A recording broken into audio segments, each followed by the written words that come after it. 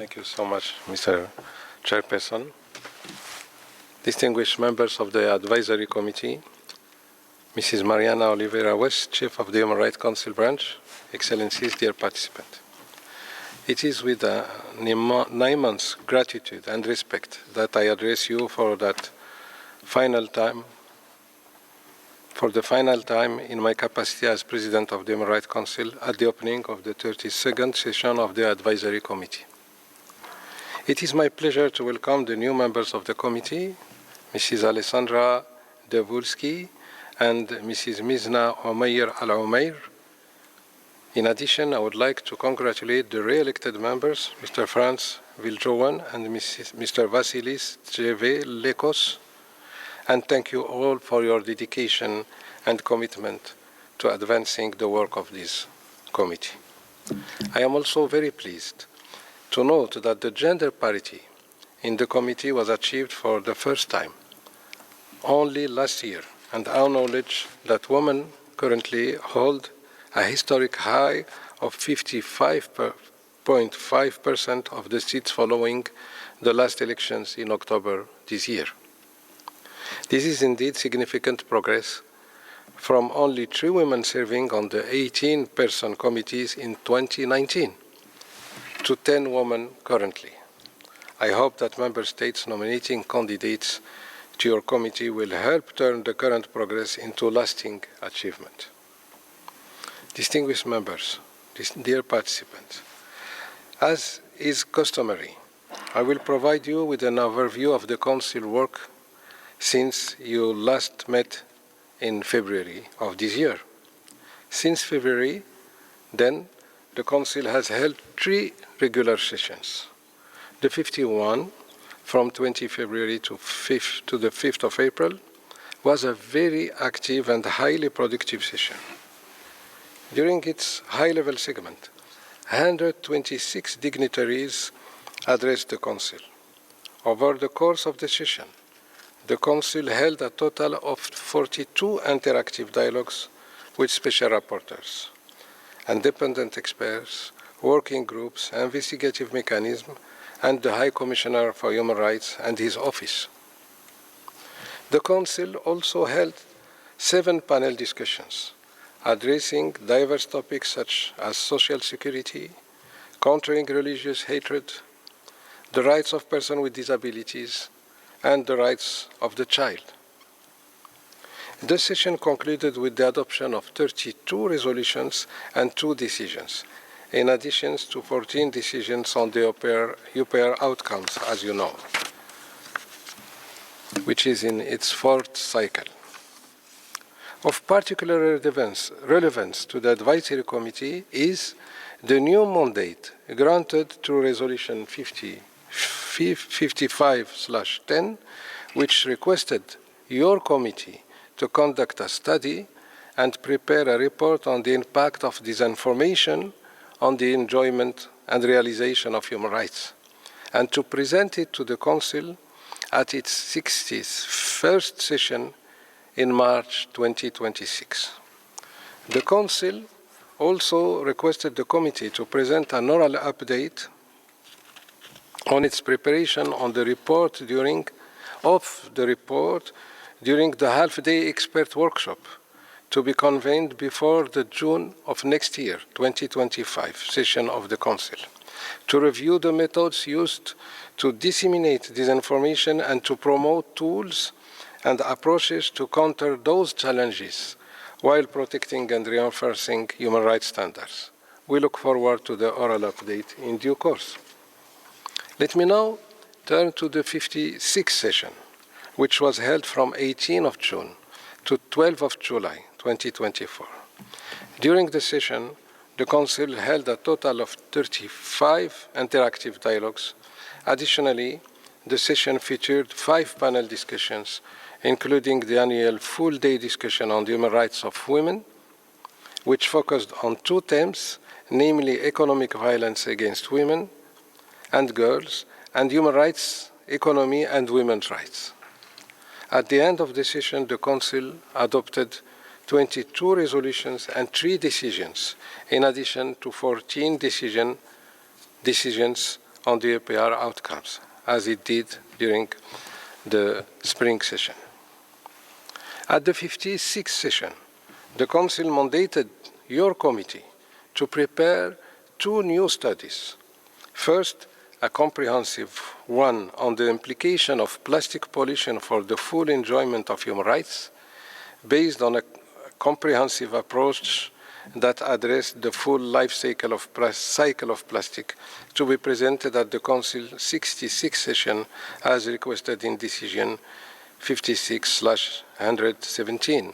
I would like to stop here just a second to say that it is of utmost importance that the Council mandated you to make such study, because as we have witnessed just recently, unfortunately, the United Nations organs in charge of concluding the negotiations on the impact of plastic pollution on the environment and more globally has not yet been successful.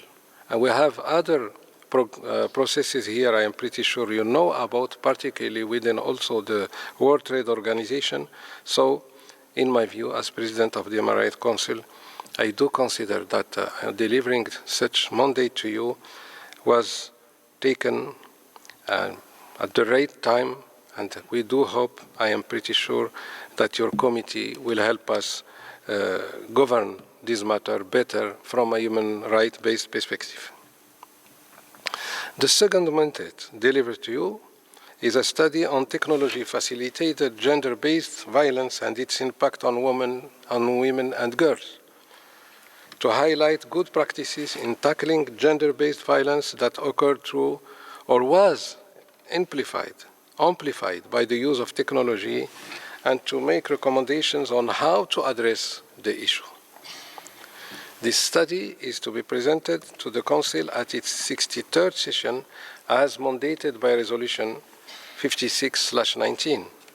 These mandates are a testament to the Council's dedication to addressing complex emerging global human rights challenges with the help of all of you, distinguished members of the committee. In addition, I am pleased to inform you that the 2021 report of your committee on the representation of women in human rights organs and mechanisms continues to inform the work of the Council on enhancing gender balance in the composition of its subsidiary bodies and mechanisms. In this context, I would like to draw your attention to the most recent resolution on the elimination of all forms of discrimination against women and girls, Resolution 56/22, adopted on 12 of July 2024, in which the Council requested the Office of the High Commissioner for Human Rights to prepare a report on the implementation of the recommendations contained in the report of the committee. I commend the committee's role as a catalyst for further action. I would like to add that this Office report is to be prepared in close cooperation with the Working Group on Discrimination Against Women and Girls, the Committee on the Elimination of Discrimination Against Women, and the Advisory Committee itself, in consultations with key stakeholders, and it is expected to be presented to the Council at its 62nd session. I would like also here just to stop again 1 second to draw your attention that in my capacity as President of the Human Rights Council, I established for the first time this year an advisory committee also on the question of gender equity, which composition is very significant, with a lot of leadership of international organizations and other stakeholders, so to concur to these major efforts, which hopefully will drive us to achieve our goals, our purposes on the right of women globally, and particularly those I refer to right now. Distinguished members, dear participants, before turning to the 57th session of the Council, I would like to refer to a discussion held in the international period and relevant to the committee's past and ongoing work on emerging technologies, on their human rights implications.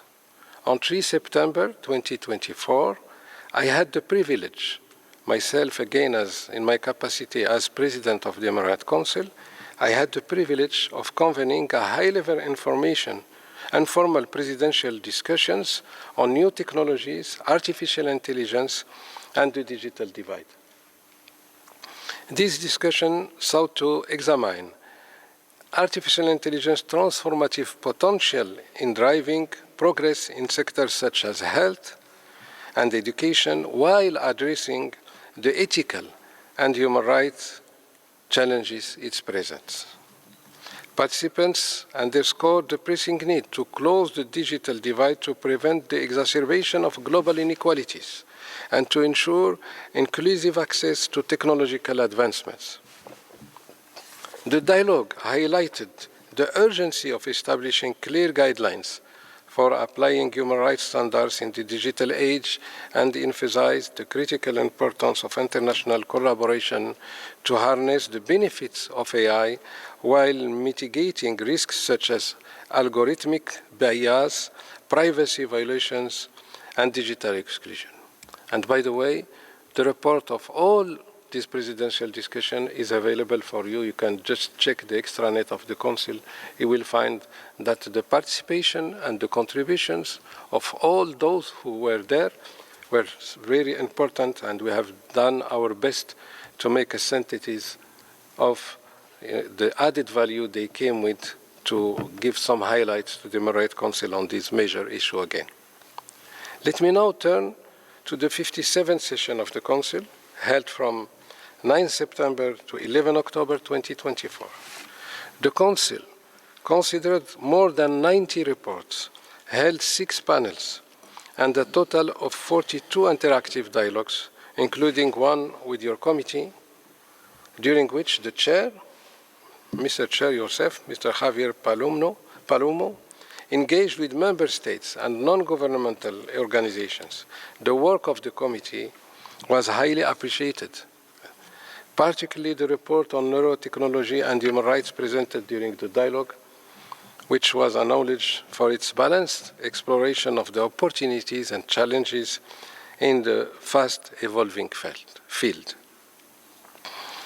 During the 57th session, the Council also held its annual discussion on the integration of a gender perspective throughout its work and that of its mechanisms.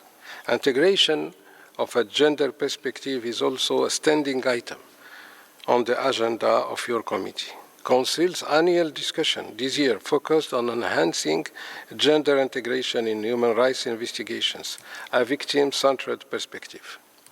The Council also adopted 37 resolutions and issued 1 presidential statement.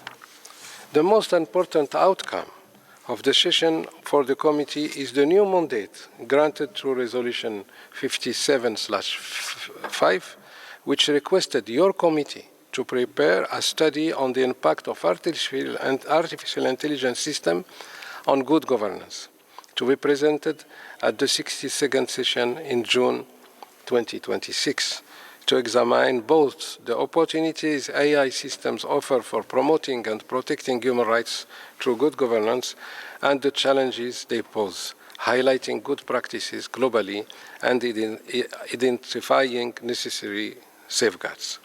I would like also to refer to recent action by the Council on the negative impact of corruption on the enjoyment of human rights, a topic on which your committee worked diligently in the past. On 18 November 2024, the Office of the High Commissioner organized an intersessional half-day expert seminar pursuant to Resolution 53/17 to share good practices, achievements, challenges, and lessons learned in the promotion and protection of economic, social, and cultural rights in an anti-corruption efforts in the context of recovery from the coronavirus disease pandemic. Your distinguished committee member, Mrs. Vasilka Sansin, participated as a panelist at the expert seminar, where she shared the findings of the 2015 report of the Committee on the Negative Impact of Corruption on the Enjoyment of Human Rights, provided also an overview of the progress made and discussed potential way forward. Distinguished members, dear participants, the four new mandates granted to the committee this year reflects the Council confidence in the committee's ability to provide innovative and research-driven insights into emerging global issues from a human rights perspective. Your role as the Council's think tank remains indispensable. I would like to thank you for the work of your committee on these new mandates, and I am confident that your deliberations and outputs will significantly contribute to the Council efforts to address pressing and emerging rights challenges. I would also like to acknowledge the ongoing work of the committee on the mandate of human rights implication and of new and emerging technologies in the military domain, a complex and novel topic. By the way, I had the chance to discuss this issue with Mr. President recently in the capital of my country during a seminar dedicated to some similar issues. I note that the committee will discuss a draft report prepared by the drafting group at this session, and we look forward to the final report to be submitted to the Council at its 60th session next year. I would like also here to insist on the dimension of the international humanitarian law linked with this subject, which in my view is of utmost importance. Distinguished members, dear participants, as we begin this session, your session, I take pride in reflecting on the progresses we have made together in amplifying the visibility of your work and in enabling the committee to fulfill its vital mandate. The advisory committees, independent expertise, and research-based advice have contributed greatly to the work of the Council, providing a stimulus for the Council to explore both long-standing and emerging human rights concerns. Your role as the think tank of the Council remains indispensable, as I said already, and I would like to insist on this terminology, providing timely and innovative insights that inform and enrich the discussions at the Council and beyond. Let me conclude by expressing my heartfelt appreciation for your tireless dedication to the promotion and protection of human rights. It has been a privilege for me to work alongside with you, and I look forward to the outcomes of your deliberation during this session. I am confident that your efforts will continue to contribute significantly to the Council's mission and to our shared goal of upholding the dignity and rights of all. It was a pleasure to address you today. I wish you a very fruitful session. I would like just again to conclude, but I am not, putting aside in any way the important questions linked with your agenda, the timetable of your agenda, some logistical affairs linked with your work, also the planning of your sessions. We had my hope and also my ambition has always that your committee meet very closely with the sessions of the Human Rights Council, so that you can yourself, have the most important, the various numerous exchanges with all those who are participating here, and not only, of course, you meet in close meetings, but sometimes it is important also for all the membership, not only to enjoy your reports, not only to benefit from your reports, but also to have direct exchanges with you, Mr. Chair, and also with all the honorable members of the committee. I thank you.